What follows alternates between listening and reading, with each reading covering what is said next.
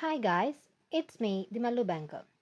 So, in this video, I will be discussing about SBI PO Prelims strategy. അപ്പോൾ S B I P O പ്രിലിംസിന് വേണ്ടി എല്ലാവരും നല്ല രീതിയിൽ തന്നെ പ്രിപ്പറേഷൻ തുടങ്ങിക്കാണും. എക്സാം എന്ന് പറയുന്നത് ഓഗസ്റ്റ് ഫസ്റ്റ് വീക്കിൽ ഉണ്ടാവും എന്നാണ് പറയപ്പെടുന്നത്. അതുകൊണ്ട് തന്നെ വളരെ കുറവ് ടൈം മാത്രമേ നമ്മൾക്കുള്ളൂ. സോ ഇത്രയും ഒരു കുറഞ്ഞ ടൈമിൽ എങ്ങനെ സ്ട്രാറ്റജിക്കലായിട്ട് എക്സാമിന് വേണ്ടി പഠിച്ച് എക്സാം ക്രാക്ക് ചെയ്യാം എന്നുള്ളതിനെക്കുറിച്ചാണ് ഇന്നത്തെ വീഡിയോയിൽ പറയുന്നത്. സോ ആദ്യമായിട്ടാണ് നിങ്ങൾ എൻ്റെ വീഡിയോ കാണുന്നതെങ്കിൽ ഒന്ന് സബ്സ്ക്രൈബ് ചെയ്ത് സപ്പോർട്ട് ചെയ്യുക. അതുപോലെ തന്നെ എനിക്കൊരു ടെലിഗ്രാം ചാനലുണ്ട്. അതിൽ ഞാൻ ധാരാളം ഫ്രീ സോഴ്സസ് ഒക്കെ പ്രൊവൈഡ് ചെയ്യുന്നുണ്ട്. നിങ്ങൾക്ക് വേണമെന്നുണ്ടെങ്കിൽ അതൊന്ന് ചെക്ക് ചെയ്ത് നോക്കുക.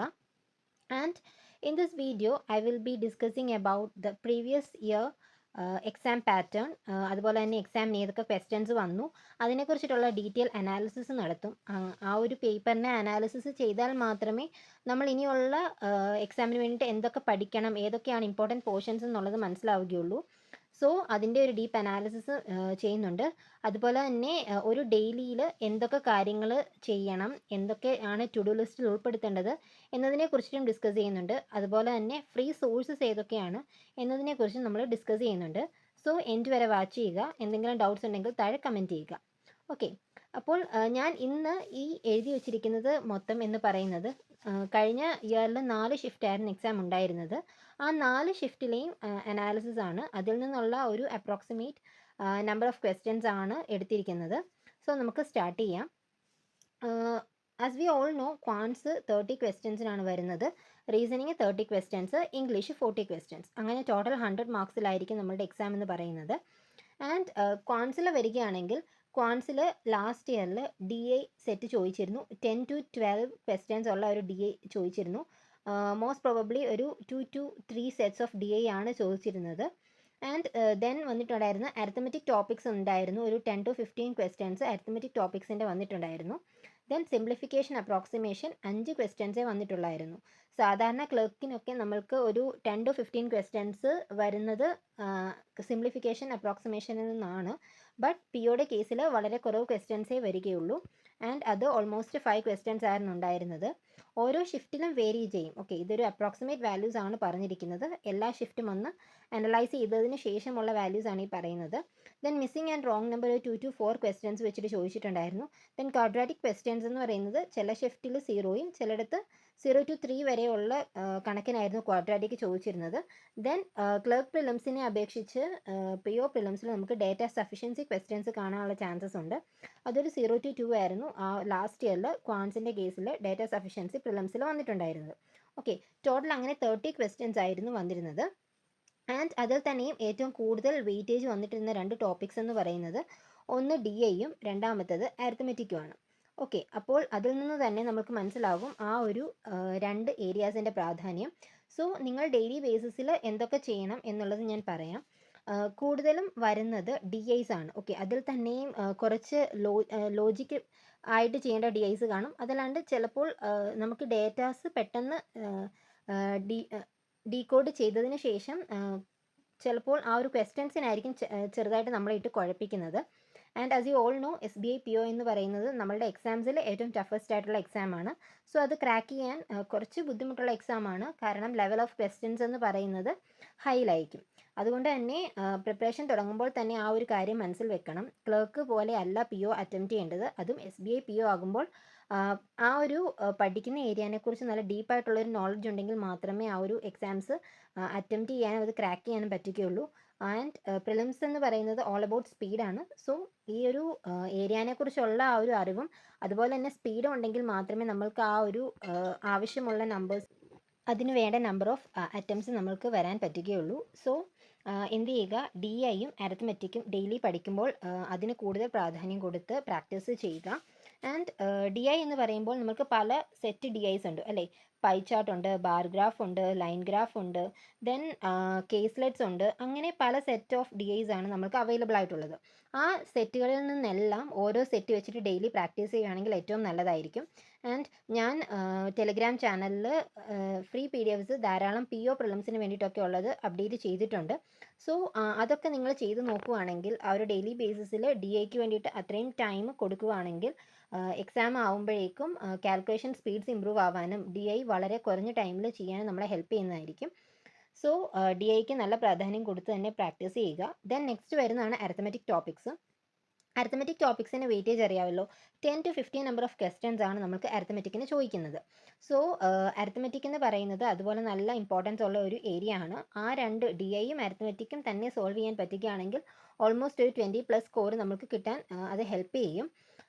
സോ അരിത്തമെറ്റിക്കിൻ്റെ മോസ്റ്റ് ഇമ്പോർട്ടൻറ്റ് ടോപ്പിക്സ് ആയിട്ടുള്ള profit and loss, simple interest, compound interest, then averages, mixture and alligation, ഇങ്ങനെയുള്ള കോമൺ ടോപ്പിക്സുകളുണ്ട്. ആ ടോപ്പിക്സൊക്കെ വളരെ നല്ല രീതിയിൽ തന്നെ പ്രിപ്പയർ ചെയ്യുക. ഇപ്പോൾ ക്ലർക്ക് പ്രിലിംസിനൊക്കെ പഠിച്ചിട്ടുള്ളവർ ആ ഒരു അതിൻ്റെ ഒരു അഡ്വാൻസ് ലെവലിലോട്ട് എന്ത് ചെയ്യുക, പ്രാക്ടീസ് ചെയ്യുക. ദെൻ ഇത്രയുമൊക്കെയാണ് അരിത്തമെറ്റിക്കിന് പറയാനുള്ളത്. ഒരു ഡെയിലി ബേസിസിൽ മിക്സ്ചർ ഓഫ് ക്വസ്റ്റ്യൻസ്, അതായത് അരിത്തമെറ്റിക് ലെവലിൽ ഒരു മിക്സ്ചർ ഓഫ് ക്വസ്റ്റ്യൻസ് ചെയ്ത് നോക്കുന്നത് നിങ്ങളെ എല്ലാ ഏരിയാസിലും ഫോക്കസ് ആക്കാൻ ഹെൽപ്പ് ചെയ്യുന്നതായിരിക്കും. ഓക്കെ, ദെൻ നെക്സ്റ്റ് വൺ ആണ് simplification and approximation. Simplification and approximation എന്ന് പറയുന്നത് നമ്മുടെ ക്ലർക്ക് പോലെ പെട്ടെന്ന് കിട്ടുന്ന 20 സെക്കൻഡ്സ് കൊണ്ടൊക്കെയാണ് ക്ലർക്കിൻ്റെ എക്സാംസിന് കിട്ടുന്നത്. ബട്ട് അതുപോലെ കിട്ടാൻ പാകത്തിനുള്ള ക്വസ്റ്റ്യൻസ് അല്ലായിരിക്കും വരുന്നത്. മെയിൻലി അപ്രോക്സിമേഷൻസ് വരാനാണ് ചാൻസ് കൂടുതൽ. സോ അതുകൊണ്ട് തന്നെ ആ ഒരു അപ്രോക്സിമേഷൻസ് ചെയ്യുമ്പോൾ ചിലപ്പോൾ സ്റ്റക്ക് ആവാനൊക്കെയുള്ള ചാൻസ് ഉണ്ട്. സോ എന്ത് ചെയ്യുക, അപ്രോക്സിമേഷനും സിംപ്ലിഫിക്കേഷനും ഒക്കെ ചെയ്യുമ്പോൾ കുറച്ച് ഹയർ ലെവലുള്ള ക്വസ്റ്റ്യൻസ് കൂടുതൽ ചെയ്യാൻ ശ്രമിക്കുക. Then missing and wrong number വരികയാണെങ്കിലും കൂടുതലും മിസ്സിങ്ങിന് പകരം റോങ് നമ്പേഴ്സ് വരാനുള്ള ചാൻസസ് ആണ് കൂടുതൽ. കാരണം റോങ് നമ്പേഴ്സ് ആണ് ഓൾമോസ്റ്റ് എല്ലാവരെയും കുഴപ്പിക്കുന്ന ഒരു ഏരിയ. സോ റോങ് നമ്പേഴ്സിന് കൂടുതൽ പ്രാധാന്യം കൊടുത്ത് പ്രാക്ടീസ് ചെയ്യുക. ആ ഒരു ലോജിക്സ് ഒക്കെ പെട്ടെന്ന് മനസ്സിലാക്കാൻ പറ്റുന്ന രീതിയിലുള്ള ലോജിക്സ് ഒക്കെ പഠിക്കാൻ ശ്രമിക്കുക. ദെൻ ക്വാഡ്രാറ്റിക്കും വളരെ റെയർ ക്വസ്റ്റ്യൻസ് ആണ് വരുന്നത്, എന്നാലും നമുക്ക് മാർക്സ് തരുന്ന ഏരിയ ആണ്. ദെൻ ഡാറ്റ സഫിഷ്യൻസി ക്വസ്റ്റ്യൻസ് ആണെങ്കിലും അരിത്തമെറ്റിക് ഏരിയാസ് അറിയാമെങ്കിൽ മാത്രമേ നമുക്ക് ആ ഡാറ്റ സഫിഷ്യൻസി ക്വസ്റ്റ്യൻസും ചെയ്യാൻ പറ്റുകയുള്ളൂ. സോ അരിത്തമെറ്റിക് ടോപ്പിക്സിൽ ഡീപ്പായിട്ടുള്ളൊരു നോളജ് വേണം. അതിനൊക്കെ വേണ്ടിയിട്ട് നിങ്ങൾ എന്ത് ചെയ്യുക, അരിത്തമെറ്റിക് ടോപ്പിക്സ് എല്ലാ ഏരിയാസും, അതായത് ഇമ്പോർട്ടൻറ്റ് ഏരിയാസ് ആയിട്ടുള്ള ratio and proportion, profit and loss, percentage, mixture and alligation, simple interest, compound interest, boat and stream base ചെയ്തിട്ടുള്ള ക്വസ്റ്റ്യൻസ്, ട്രെയിൻ ബേസ് ചെയ്തിട്ടുള്ള ക്വസ്റ്റ്യൻസ്, അങ്ങനെയുള്ള ക്വസ്റ്റ്യൻസിനൊക്കെ കൂടുതൽ ഇമ്പോർട്ടൻസ് കൊടുത്ത് ചെയ്യുക. മേ ബി ഈ ഒരു അരിത്തമെറ്റിക് ബേസ്ഡ് ആയിട്ടുള്ള ഡി ഐസ് വരാനുമുള്ള ചാൻസസ് കൂടുതലാണ്. ഓക്കെ, സോ അതിന് വേണ്ടിയിട്ട് നിങ്ങൾ ഫ്രീ PDF ടെലിഗ്രാമിൽ അപ്ലോഡ് ചെയ്തിരിക്കുന്നത് യൂസ്ഫുൾ ആക്കുക. ആദ്യമൊക്കെ ടൈമർ ഉപയോഗിച്ച് ചെയ്തില്ല എങ്കിൽ പോലും സാധാരണ രീതിയിൽ നിങ്ങൾ ചെയ്ത് നോക്കാൻ ശ്രമിക്കുക. അത് കഴിഞ്ഞിട്ട് ബാക്കി ക്വിസസോ അങ്ങനെയുള്ള കാര്യങ്ങളൊക്കെ ചെയ്യുമ്പോൾ ടൈമർ നോക്കിയാലും മതി. ആ ഒരു കോൺസെപ്റ്റിൻ്റെ നോളജ് ഉണ്ടാവാൻ വേണ്ടിയിട്ടാണ് PDF നിന്ന് പ്രാക്ടീസ് ചെയ്യാൻ പറയുന്നത്. സോ ഫ്രീ PDFs ഒക്കെ യൂസ്ഫുൾ ആക്കുക. ദെൻ നമ്മൾ കമ്മിങ് ടു ദ സോഴ്സസ്, ഏതൊക്കെ സോഴ്സാണ് ഫോളോ ചെയ്യേണ്ടതെന്ന് നമുക്ക് പറയാം. ആൻഡ് ഞാൻ ക്വാൻസിൽ മെയിനായിട്ടും ഫോളോ ചെയ്യുന്ന ടീച്ചേഴ്സ് എന്ന് പറയുന്നത് Harshal sir, Ashish Arora sir and Kaushik sir. ഈ 3 ടീച്ചേഴ്സിനെയാണ് ഞാൻ ഫോളോ ചെയ്യുന്നത്. ആൻഡ് ഓൾസോ അഡ പറയുകയാണെങ്കിൽ അഡ ഒരു ക്ലർക്ക് പ്രിലിംസിനൊക്കെ, അതല്ല എങ്കിൽ ബേസിക്സ് അറിയത്തില്ലാത്തവർക്കൊക്കെ അഡ വളരെ ഹെൽപ്ഫുൾ ആയിട്ടുള്ളൊരു സോഴ്സാണ്. ദെൻ ആ ഒരു ബേസിക്സിൽ നിന്നൊക്കെ മാറി അടുത്തൊരു അഡ്വാൻസ് ലെവലിലോട്ട് വരുമ്പോൾ ഈ 3 ടീച്ചേഴ്സിൽ ആരെയും ഫോളോ ചെയ്യുന്നതായിരിക്കും നല്ലത്. സോ ഞാൻ എൻ്റെ ബേസിക്സ് ഒക്കെ അഡയിൽ നിന്നാണ് ക്ലിയർ ചെയ്തത്. And I have already told you that I D go for any coaching. So ഞാൻ എൻ്റെ വൈറ്റിൽ നിന്നുള്ള ഫ്രീ സോഴ്സസ് യൂസ് ചെയ്ത് തന്നെയാണ് എൻ്റെ ബേസിക്സ് എല്ലാം കംപ്ലീറ്റ് ചെയ്തിട്ടുള്ളത്. And that help me a lot. അത് കഴിഞ്ഞിട്ടാണ് ഞാൻ ഹർഷൽ സാറിനെയും ആശിഷ് സാറിനെയും കൗശിക് സാറിനെയും ഫോളോ ചെയ്തത്. And among them also Kaushik സാറാണ് എൻ്റെ ഫേവറേറ്റ്. ഞാൻ പല വീഡിയോസിലും പറഞ്ഞിട്ടുണ്ട്, ഞാൻ കൗശിക് സാറിൻ്റെ ക്ലാസ്സസ് ആണ് കൂടുതലും കാണാറുള്ളത്. ആൻഡ് നിങ്ങൾ ഇപ്പോൾ ഒരു ബിഗിനർ ആണ് എങ്കിൽ ഈ 3 ടീച്ചേഴ്സിൻ്റെയും ക്ലാസ്സസ് കണ്ടു നോക്കുക. അതിൽ ആരുടെയാണോ നിങ്ങൾക്ക് മനസ്സിലാവുന്നത്, ഹിന്ദി ആയതുകൊണ്ട് തന്നെ മനസ്സിലാക്കാൻ കുറച്ച് ബുദ്ധിമുട്ടാണ്. ദെൻ ഇപ്പോൾ ഓട്ടോ ഡബിൻ്റെ ഓപ്ഷൻസ് ഒക്കെ ഉള്ളത് കൊണ്ട് ഇംഗ്ലീഷിലും ക്ലാസ്സസ് വരുന്നുണ്ട്. സോ ഇവരിൽ ആരുടെ ക്ലാസ്സസും അതുപോലെ തന്നെ ആരുടെ ഫോമുലാസും ട്രിക്സും ഒക്കെയാണ് നിങ്ങൾക്ക് ഹെൽപ്ഫുൾ ആവുന്നത്, അവരുടെ ക്ലാസ്സസ് ഫോളോ ചെയ്യുക. ദെൻ അവരൊക്കെ ഇവർ 3 പേരും ആണെങ്കിലും ഷോർട്ട് ട്രിക്സ് തന്നെയാണ് ഫോളോ ചെയ്യുന്നത്. സോ ടൈം വേസ്റ്റ് ചെയ്യാതെ തന്നെ നമ്മളെ ക്വസ്റ്റ്യൻസ് ചെയ്യാൻ ഹെൽപ്പ് ചെയ്യുന്നതായിരിക്കും. ദെൻ ഇവരുടെയൊക്കെ ക്ലാസ്സസിൽ ദെൻ SBO POയ്ക്ക് വേണ്ടിയിട്ടുള്ള മോക്ക് പേപ്പേഴ്സൊക്കെ ലാസ്റ്റ് ഇയറിലൊക്കെ മോക്ക് പേപ്പേഴ്സൊക്കെ അവൈലബിൾ ആണ്. ഞാൻ അതും കാണാറുണ്ട്. വീഡിയോ സോഴ്സസ് ഓൺ ആക്കിയിട്ട് ആ ഒരു ക്വസ്റ്റ്യൻസ് വരുമ്പോൾ അത് എനിക്ക് ചെയ്യാൻ പറ്റുന്നുണ്ടോ എന്ന് നോക്കും. അത് ചെയ്യാൻ പറ്റുന്നില്ല എങ്കിൽ ദെൻ നെക്സ്റ്റ് അവർ ചെയ്യുന്ന രീതി മനസ്സിലാക്കും. അങ്ങനെയും ഞാൻ ക്വസ്റ്റ്യൻസ് സോൾവ് ചെയ്യാറുണ്ട്. സോ ബേസിക്കലി ഞാൻ ഇപ്പോൾ പ്രിലിംസിന് വേണ്ടി ചെയ്യുന്നത് ഈ ഒരു PDF അവൈലബിൾ ആയിട്ടുള്ള PDFസിൽ നിന്ന് ക്വസ്റ്റ്യൻസ് സോൾവ് ചെയ്ത് നോക്കും. ആൻഡ് ദെൻ അത് കഴിഞ്ഞിട്ട് ഇതുപോലുള്ള വീഡിയോ സോഴ്സസിൽ നിന്നും ഞാൻ ക്ലാസ്സസ് കാണുന്നുണ്ട്. അത് 2x സ്പീഡിലിട്ടാണ് കാണുന്നത്. അതുകൊണ്ട് തന്നെ നമ്മളുടെ ലൈവും കാണാറില്ല. സമയം സേവ് ചെയ്യാൻ വേണ്ടിയിട്ടാണ് അങ്ങനെ ചെയ്യുന്നത്. സോ നിങ്ങളും ലൈവ് കാണാതിരിക്കാൻ മാക്സിമം ശ്രമിക്കുക. നമ്മളുടെ ടൈം ഒത്തിരി അനാവശ്യമായിട്ട് വേസ്റ്റ് ആക്കാതിരിക്കുക. സോ ഇവരുടെ ആരുടെയെങ്കിലും ക്ലാസ്സസ് ഫോളോ ചെയ്ത് നോക്കുക. ഓക്കെ, ദെൻ അത് കഴിഞ്ഞിട്ട് ഇമ്പോർട്ടൻ്റ് ആയിട്ടുള്ള കാര്യമാണ് സെക്ഷണൽസ്. സെക്ഷണൽസ് വളരെ ഇമ്പോർട്ടൻ്റ് ആണ്. ഇപ്പോൾ ഉള്ള ആ ഒരു ടൈമിൽ, ഇപ്പോൾ ലാസ്റ്റ് ഒരു 10 to 15 ഡേയ്സ് ആകുമ്പോൾ ഡെയിലി മോക്ക് എടുത്താൽ മതിയാകും. ഇപ്പോൾ കൂടുതലും സെക്ഷണൽസും അതുപോലെ തന്നെ ക്വിസസും ടോപ്പിക് ടെസ്റ്റുകളും എടുക്കുക. സോ ഞാൻ ഗൈഡ്ലി പർച്ചേസ് ചെയ്തിട്ടുണ്ട്. ഗൈഡ്ലിയിൽ നിന്നാണ് ഞാൻ സെക്ഷണൽസും ടോപ്പിക് ടെസ്റ്റ് ഇല്ല, സെക്ഷണൽസും മോക്സും എടുക്കുന്നത് ഗൈഡ്ലിയിൽ നിന്നാണ്. അതുപോലെ തന്നെ ഇപ്പോൾ ഡെയിലി ബേസിസിൽ മോക്ക് ചെയ്യുന്നില്ല, സെക്ഷണൽസ് ആണ് കൂടുതലും ചെയ്യുന്നത്. ആൻഡ് ഞാൻ എൻ്റെ മുൻപത്തെ വീഡിയോസിൽ പറഞ്ഞിട്ടുണ്ട്, ഒരു ഡേ ക്വാൻസിനും ഒരു ഡേ റീസണിങ്ങും, അങ്ങനെ 2 ഡേയ്സിലാണ് ഞാൻ സ്പ്ലിറ്റ് ആക്കിയിട്ടുള്ളത്. സോ ക്വാൻസ് ചെയ്യുന്ന ദിവസം ഒരു സെക്ഷണലിൽ ചെയ്യാൻ ഞാൻ ശ്രമിക്കാറുണ്ട്. സോ നിങ്ങളും അതുപോലെ തന്നെ ചെയ്ത് നോക്കുക. സെക്ഷണൽസ് ചെയ്ത് കഴിഞ്ഞ് അത് ഡീപ്പായിട്ട് അനലൈസും ചെയ്യുക. എത്ര മണിക്കൂർ എടുത്താലും കുഴപ്പമില്ല. ആ ഒരു ചെയ്യുന്ന ഏരിയ, ആ ഒരു ചെയ്യുന്ന മോക്കിനെ നല്ല ഡീപ്പായിട്ട് തന്നെ അനലൈസ് ചെയ്യുക. ആ മോഡലുള്ള ക്വസ്റ്റ്യൻസ് നമ്മൾക്ക് എക്സാമിന് വരാനുള്ള ചാൻസസ് കൂടുതലാണ്. ഓക്കെ, ഞാൻ ഫോളോ ചെയ്യുന്ന സോഴ്സ് എന്ന് പറയുന്ന ഗൈഡ്ലി ആണ്.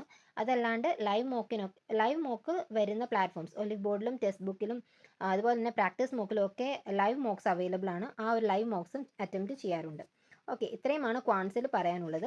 ദെൻ നെക്സ്റ്റ് ആണ് റീസണിങ്. 30 ക്വസ്റ്റ്യൻസ് ആണ് നമ്മൾക്ക് വരുന്നത്, 30 മാർക്സ്. ആൻഡ് അതിൽ പസിൽസ് ആൻഡ് സീറ്റിംഗ് എന്ന് പറയുന്നത് 20 to 25 ക്വസ്റ്റ്യൻസ് വരുന്നുണ്ട്. Then syllogism and inequalities 3 to 5 questions ആണ്. കോഡിംഗ് ആൻഡ് ഡീകോഡിംഗ് 0 to 5, ചില ഷിഫ്റ്റിൽ 0, ചിലയിടത്ത് അപ് ടു 5 ക്വസ്റ്റ്യൻസ് വരെ വന്നിട്ടുണ്ട്. ദെൻ ബ്ലഡ് റിലേഷനും അതുപോലെ തന്നെ 4 to 5 ക്വസ്റ്റ്യൻസ് വന്നിട്ടുണ്ട്. ആൽഫ ന്യൂമറിക് അല്ലെങ്കിൽ number series 2 to 3. And miscellaneous questions ആയിട്ടുള്ള word formation, then forward backward എത്ര നമ്പേഴ്സ് ഓഫ് ലെറ്റേഴ്സ് മാച്ചിങ് ആയിട്ടുണ്ട്, അങ്ങനെയുള്ള ക്വസ്റ്റ്യൻസ് ഒരു 3 to 4. അങ്ങനെ മിസലേനിയസ് ക്വസ്റ്റ്യൻസ് ഒരു 3 to 4. ഇത്രയും ക്വസ്റ്റ്യൻസ് ആണ് റീസണിങ്ങിൽ വരുന്നത്. ഇതിൽ തന്നെ റീസണിങ്ങിന് ഏറ്റവും കൂടുതൽ വെയിറ്റേജ് ഉള്ള ഏരിയ എന്ന് പറയുന്നത് പസിൽസ് ആൻഡ് സീറ്റിംഗ് ആണ്. ദെൻ അത് കഴിഞ്ഞിട്ടാണ് ബ്ലഡ് റിലേഷൻ, സിലോജിസം ഒക്കെ വരുന്നത്. സോ നിങ്ങൾ പ്രിപ്പറേഷൻ ചെയ്യുമ്പോൾ ഏറ്റവും കൂടുതൽ ടൈം കൊടുക്കേണ്ടതും പസിൽസിനും സീറ്റിങ്ങിനും വേണം. ഓക്കെ, ഒരു സിറ്റിങ്ങിൽ ഒരു 10 to 15 സെറ്റ് ഓഫ് പസിൽസ് ചെയ്യുകയാണെങ്കിൽ ഓട്ടോമാറ്റിക്കായിട്ട് നിങ്ങളുടെ സ്പീഡ് ഇമ്പ്രൂവ് ആവുന്നത് കാണാൻ പറ്റും. സോ ഞാനത് ടെസ്റ്റ് ചെയ്തിട്ടുള്ള ഒരു കാര്യമാണ്. അപ്പോൾ ടെലിഗ്രാമിൽ അവൈലബിൾ ആയിട്ടുള്ള ഏതെങ്കിലും ഫ്രീ PDFs, ഇപ്പോൾ എൻ്റെ ടെലിഗ്രാമിൽ നിന്ന് വേണമെന്നില്ല, അല്ലാണ്ട് നിങ്ങൾക്ക് അവൈലബിൾ ആയിട്ടുള്ള ഏതെങ്കിലും ഒരു PDF ആണെങ്കിൽ പോലും. ആൻഡ് ശ്രദ്ധിക്കുക, PO പ്രിലിംസിന് വേണ്ടിയിട്ടുള്ള PDF തന്നെ ആവാൻ ശ്രദ്ധിക്കുക. അങ്ങനെയുള്ള PO പ്രിലിംസിന് വേണ്ടിയിട്ടുള്ള PDFസിൽ നിന്ന് ഒരു 10 to 15 ക്വസ്റ്റ്യൻസ് ഒറ്റ സിറ്റിങ്ങിൽ തന്നെ ചെയ്ത് നോക്കുക. സോ അങ്ങനെ ചെയ്ത് നോക്കുകയാണെങ്കിൽ തന്നെ നിങ്ങളുടെ സ്പീഡ് ഇമ്പ്രൂവ് ആവുന്നത് നിങ്ങൾക്ക് കാണാൻ പറ്റും. ഞാൻ അങ്ങനെയാണ് എൻ്റെ പസിൽസിലെ സ്പീഡ് ഇമ്പ്രൂവ് ആക്കിയിട്ടുള്ളത്. സോ നമ്മൾ ആ ഒരൊറ്റ സിറ്റിങ്ങിൽ തന്നെ അത്രയും ക്വസ്റ്റ്യൻസ് ഒരുമിച്ചിരുന്ന് ചെയ്യുമ്പോൾ നമ്മളുടെ സ്പീഡ് ഓട്ടോമാറ്റിക്കായിട്ട് ഇമ്പ്രൂവ് ആവുന്നതായിരിക്കും. ഒരു എന്താണ്, പതുക്കെ ചെയ്യാൻ പാടില്ല. ആ ഒരു എക്സാമിന് വേണ്ടി അപ്രോച്ച് ചെയ്യുന്ന രീതിക്ക് തന്നെ സ്പീഡിൽ ചെയ്ത് നോക്കുക. ഉറപ്പായിട്ടും നിങ്ങളുടെ സ്പീഡ് ഇൻക്രീസ് ആവുന്നതാണ്. സോ പസിൽസിൻ്റെ സ്പീഡ് ഇൻക്രീസ് ആവുന്നില്ല, ഞാൻ എന്തൊക്കെ കാര്യങ്ങൾ പറഞ്ഞു കൊടുത്തിട്ടും ചിലർ പിന്നെയും കമൻസ് ചോദിക്കും, പസിൽസ് ഇമ്പ്രൂവ് ആവുന്നില്ല, എന്ത് ചെയ്യണം എന്നുള്ളത്. സോ മെയിൻ ആയിട്ടുള്ള കാര്യം എന്ന് പറയുന്നത് കൺസിസ്റ്റൻസിയാണ്. നിങ്ങൾ കൺസിസ്റ്റൻ്റ് ആയിട്ട് മുൻപോട്ട് പോവുകയാണെങ്കിൽ ഇന്നല്ലെങ്കിൽ നാളെ നിങ്ങളുടെ സ്പീഡും അതുപോലെ തന്നെ ആക്യുറസീസും ഇമ്പ്രൂവ് ആവുന്നത് നിങ്ങൾക്ക് കാണാൻ സാധിക്കും. സോ മാക്സിമം നിങ്ങൾ എന്ത് ചെയ്യുക, കൺസിസ്റ്റൻ്റ് ആയിട്ട് തന്നെ മുൻപോട്ട് പോവുക. സോ പസിൽസ് എന്ത് ചെയ്യുക, ഒരു 10 to 15 ക്വസ്റ്റ്യൻസ് പസിൽ. ഇപ്പോൾ ഞാൻ പറഞ്ഞു റീസണിങ് ഒരു ഡേയിലാണ് ചെയ്യുന്നതെന്ന്. സോ അങ്ങനെ ചെയ്യുന്ന ദിവസങ്ങളിൽ ഒന്നെങ്കിൽ ഒരു പസിൽസ് അല്ലെങ്കിൽ സീറ്റിംഗ് അറേഞ്ച്മെൻറ്റ് ആയിട്ടുള്ള PDFിൽ നിന്ന് ഒരു 10 to 15 ക്വസ്റ്റ്യൻസ് ഒറ്റ സിറ്റിങ്ങിൽ തന്നെ ചെയ്യാൻ ശ്രമിക്കാറുണ്ട്. അങ്ങനെ ചെയ്യുമ്പോൾ ഓട്ടോമാറ്റിക് ആയിട്ടും ക്വസ്റ്റ്യൻസ് കാണുവാനും സാധിക്കും. അതുപോലെ തന്നെ ആ ഒരു ക്വസ്റ്റ്യൻസ് നമ്മളെ കുഴയ്ക്കുന്ന ചോദ്യങ്ങളായിരിക്കും POയ്ക്ക് വരുന്നത്. മേ ബി തന്നിരിക്കുന്ന കാര്യങ്ങൾ തമ്മിൽ യാതൊരു ബന്ധവും ഒരു ലിങ്കും നമുക്ക് കണ്ടുപിടിക്കാൻ പറ്റില്ല. അങ്ങനെയുള്ള പസിൽസിന് കുറച്ച് ടൈം കൂടുതൽ ഇൻവെസ്റ്റ് ചെയ്താലും കുഴപ്പമില്ല. എന്നാലും ആ പസിൽസ് തന്നെ സോൾവ് ചെയ്ത് ആ ഒരു ട്രിക്ക് എങ്ങനെയാണെന്നുള്ളത്, ആ ഒരു ലൂപ്പിൽ നിന്ന് എങ്ങനെ വരാം എന്നുള്ളത് തന്നെ മനസ്സിലാക്കി എടുക്കുന്നത് നിങ്ങൾക്ക് നെക്സ്റ്റ് ഒരു ക്വസ്റ്റ്യൻ ചെയ്യുമ്പോൾ ആ ഒരു ടൈപ്പ് ക്വസ്റ്റ്യൻ കാണുമ്പോൾ ആ ഒരു രീതിയിൽ ചെയ്താൽ മതി എന്ന് ബ്രെയിനിന് തോന്നാൻ നിങ്ങളെ ഹെൽപ്പ് ചെയ്യുന്നതായിരിക്കും. സോ മാക്സിമം എന്ത് ചെയ്യുക, പസിൽസ് പ്രാക്ടീസ് ചെയ്തെങ്കിൽ മാത്രമേ പസിൽസിൽ സ്പീഡ് ഇമ്പ്രൂവ് ആവുകയുള്ളൂ. പലതരം പസിൽസ് ഉണ്ട്, flat, floor, then number based ആയിട്ടുള്ളത്, ഫ്ലോർ ബേസ്ഡ് ആയിട്ടുള്ളത്, വീക്ക് ബേസ്ഡ്, അങ്ങനെ എല്ലാ സെറ്റ്സും ഉൾപ്പെടുന്ന PDF സോൾവ് ചെയ്യാൻ ശ്രദ്ധിക്കുക. ഓക്കെ, ദെൻ നെക്സ്റ്റ് വരുന്നതാണ് സിലോജിസം.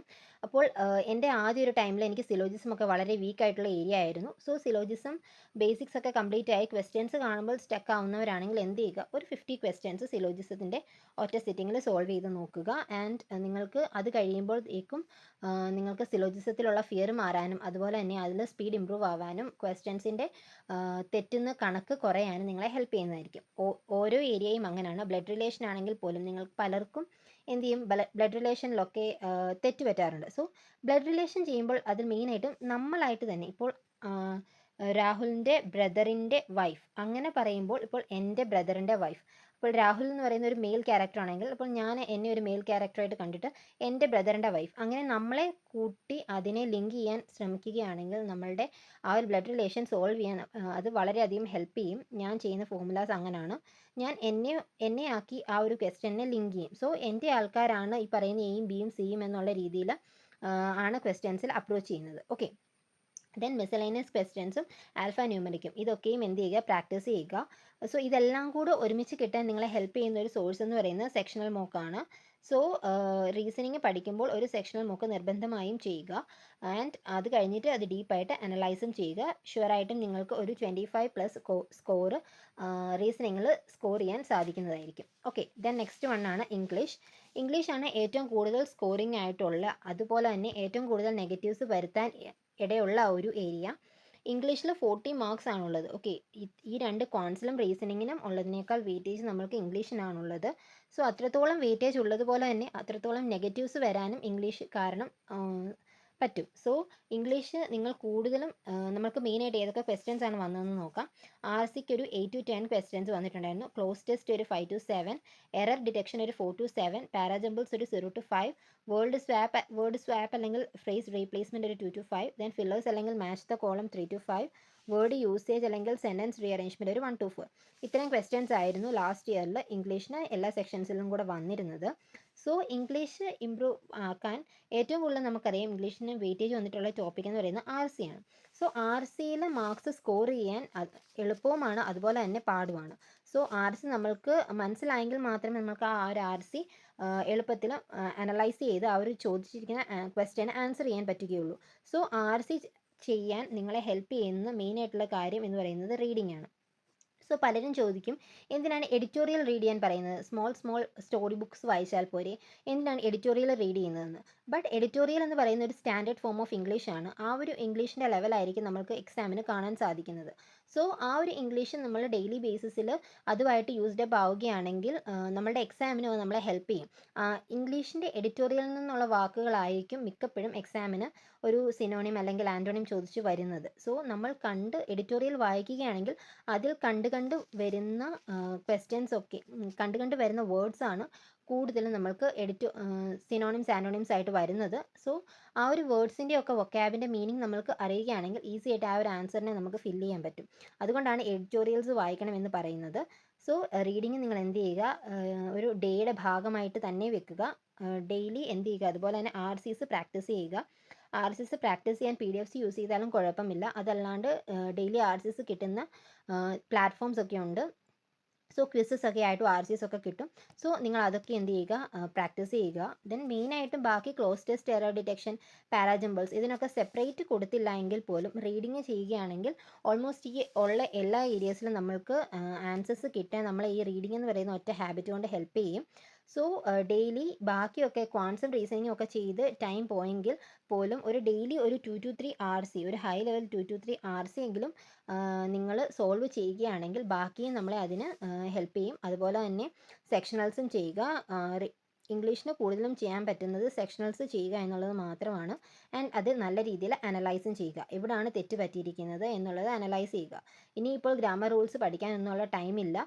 സോ എന്ത് ചെയ്യുക, കൂടുതലും സെക്ഷണൽസ് ചെയ്യുക, ദെൻ RCC ചെയ്യുക. അതിനുള്ള സോഴ്സ് ഏതാണെന്ന് പറഞ്ഞാൽ, ദെൻ YT ക്ലാസ് ആരുടെയാണ് എന്ന് ചോദിച്ചാൽ, സോ നിമിഷ മാം ഉണ്ട്, അതുപോലെ തന്നെ വിശാൽ പരിഹാർ സാറുണ്ട്. സോ ഞാൻ YT ക്ലാസ്സസ് അങ്ങനെ കാണാറില്ല. കാണുവാണെങ്കിൽ തന്നെയും നിമിഷ മാമിൻ്റെ അല്ലെങ്കിൽ വിശാൽ പരിഹാർ സാറിൻ്റെ ക്ലാസ്സസ് ആണ് കാണുന്നത്. സോ റീസണിങ്ങിന് ഏതൊക്കെ ടീച്ചേഴ്സിനെ ഫോളോ ചെയ്യണം എന്നും കൂടി പറയാം. റീസണിങ്ങിന് സോ പുനീത് സാറുണ്ട്, ദെൻ സ്മൃതി മാം ഉണ്ട്, ദെൻ അങ്കുഷ് ലാംബ സാറുണ്ട്. Okay, then art of reasoning എന്ന് പറയുന്ന ഒരു ചാനലുണ്ട്. ഞാനത് റീസെൻ്റ് ആയിട്ടാണ് അതിൽ നിന്നുള്ള ക്വസ്റ്റ്യൻസ് ചെയ്തിട്ടുള്ളത്. ആർട്ട് ഓഫ് റീസണിംഗ് എന്ന് പറയുന്ന ചാനൽസ് ഉണ്ട്. അതല്ലാണ്ട് നിങ്ങൾക്ക് വേറെയും പല ടീച്ചേഴ്സ് ഉണ്ടായിരിക്കും. ഇപ്പോൾ ഞാൻ പറയുന്ന ഈ ടീച്ചേഴ്സ് അല്ലാണ്ട് വേറെ ടീച്ചേഴ്സിനെ ഫോളോ ചെയ്യുന്നവരുണ്ടായിരിക്കും. ആൻഡ് അത് കുഴപ്പമില്ല. ഓക്കെ, ഏത് ടീച്ചേഴ്സിനെ ഫോളോ ചെയ്താലും അവർ പറയുന്ന കോൺസെപ്റ്റുകളും കാര്യങ്ങളും എല്ലാം എക്സാം റെലവൻ്റ് ആണോ എന്ന് മാത്രം ചിന്തിച്ചാൽ മതി. എക്സാം റെലവൻ്റ് ആയിട്ടുള്ള ആൾക്കാരാണെങ്കിൽ ഓക്കെ, ഡെഫിനറ്റ്ലി നിങ്ങൾക്ക് അവരെ ഫോളോ ചെയ്യാവുന്നതാണ്. സോ എൻ്റെ പേഴ്സണൽ ഫേവറേറ്റ് എന്ന് പറയുന്നത് പുനീത് സാറാണ്. ഞാൻ പുനീത് സാറിൻ്റെ ക്ലാസ്സസ് ആണ് കൂടുതലും കണ്ടിട്ടുള്ളത്. ആൻഡ് സ്മൃതി മാമിൻ്റെ ചില നമ്മൾക്ക് ഡയറക്ഷൻ ആൻഡ് ഡിസ്റ്റൻസ് ഒക്കെ ആ ഒരു ഏരിയാസിലൊക്കെ, അതുപോലെ തന്നെ നമ്പർ സീരീസിലൊക്കെ മാമിൻ്റെ ട്രിക്സ് ഒക്കെ എന്നെ ഹെൽപ്പ് ചെയ്തിട്ടുണ്ട്. സോ അങ്ങനെ പലരുടെ ക്ലാസ്സസ് ആണ് ഞാൻ കണ്ട് ബേസിക്സ് ഒക്കെ ക്ലിയർ ചെയ്തിട്ടുള്ളത്. നിങ്ങൾക്ക് ഇതിൽ നിന്ന് ആരെ വേണമെങ്കിലും ഫോളോ ചെയ്യാം. It's okay, it's up to you. So അതിൽ നിന്ന് കാണുകയാണെങ്കിലും എന്ത് ചെയ്യുക, വീഡിയോ ക്ലാസ്സസ്, മോക്ക് പേപ്പേഴ്സ് ചെയ്യുന്ന വീഡിയോ ക്ലാസ്സസ് ചെയ്ത് നോക്കുക. സോ ആദ്യമായിട്ടാണ് ചെയ്യുന്നതെങ്കിൽ ഒരു previous year memory based mock paper ചെയ്ത് കഴിഞ്ഞ് അതിൻ്റെ ഒരു അനാലിസിസ് നടത്തിയതിന് ശേഷം വേറെ ടീച്ചേഴ്സിനെ ഫോളോ ചെയ്യുകയോ വേറെ സോഴ്സസ് ഫോളോ ചെയ്തോ മതിയാകും. ആൻഡ് നിങ്ങൾ ആദ്യമായിട്ടാണ് ഇനിയും ഒരു SBI POയ്ക്ക് വേണ്ടി പ്രിപ്പയർ ചെയ്യുന്നത് എങ്കിൽ ആദ്യം ഒരു മോക്ക് അറ്റംപ്റ്റ് ചെയ്ത് നോക്കുക. മോക്ക് അറ്റംപ്റ്റ് ചെയ്ത് നിങ്ങളുടെ ലെവൽ എവിടെയാണ് എന്ന് മനസ്സിലാക്കിയതിന് ശേഷം ബാക്കി പ്രിപ്പറേഷനിലോട്ട് പോവുക. ഓക്കെ, സോ ഇത്രയുമാണ് ഇന്നത്തെ വീഡിയോയിൽ പറയാനുള്ളത്. ഇതിൽ ഞാൻ ക്വാൻസ് റീസണിങ് ഇംഗ്ലീഷ് നമ്മളുടെ എക്സാം എങ്ങനെയായിരുന്നു എന്നും അതുപോലെ തന്നെ അതിന് വേണ്ടിയിട്ടുള്ള സ്ട്രാറ്റജീസും എല്ലാം പറഞ്ഞിട്ടുണ്ട്. Hope it helps you. And എന്തെങ്കിലും ഡൗട്ട്സ് ഉണ്ടെങ്കിൽ താഴെ കമൻറ്റ് ചെയ്താൽ മതി. So thank you for watching. By.